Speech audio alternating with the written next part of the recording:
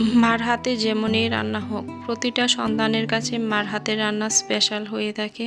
আর special মার হাতের রান্নাকে খুবই ভালো লেগেছে। প্রথমে এখানে ডাঁটা কুচিগুলো দিয়ে দেওয়া হলো, সাথে এখানে আলু কুচিগুলো দেওয়া হলো, আর দেওয়া হচ্ছে এখানে বেশি করে নদীর ছোট মাছ। আর অবশ্যই নদীর ছোট মাছটা একবারে ফ্রেশ ছিল। সাথে পেঁয়াজ কুচি দেওয়া হলো, হলুদের গুঁড়ো, মরিচের গুঁড়ো, দেওয়া হচ্ছে ধনিয়ার গুঁড়ো, জিরার গুঁড়ো, লবণ এবং সাথে তেল। এখন সবগুলো একসাথে হাত দিয়ে ভালোভাবে মেখে রান্না করা হবে। যত ভালোভাবে তরকারিটা মাখানো যাবে ততই কিন্তু খেতে ভালো লাগবে।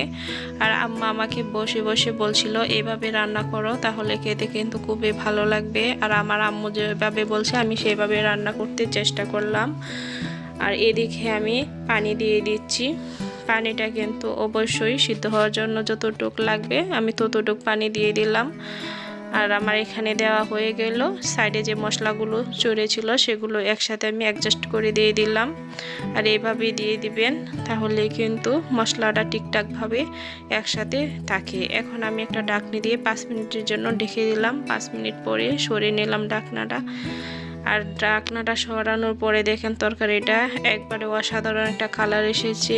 আর ডাঁটার তরকারি, ছোট নদীর মাছ কিন্তু ভীষণ ভালো লাগে। যারা গ্রামে আসেন তারা তো বোঝেন এগুলা টাটকা ফ্রেশ একবারে ন্যাচারাল যুক্ত খাবার।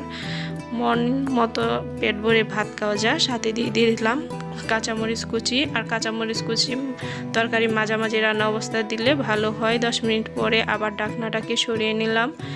ঢাকনাটা সরানোর পরে আমার তরকারিটা কিন্তু মোটামুটি হয়ে গেল।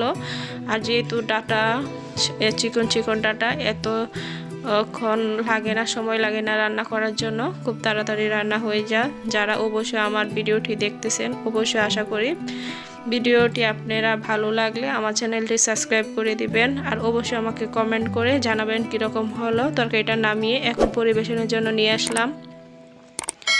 ফাইনাল লুকটা ছিল অসাধারণ। আর যখন গরম ভাত দিয়ে ভাত খাবো তখন প্লেটে কিন্তু ভাত একটুকুও থাকবে না। যদি ভিডিওটি ভালো লাগে সবাই আমার জন্য বেশি বেশি দোয়া করেন। আর আপনাদের জন্য ভালোবাসা রইল।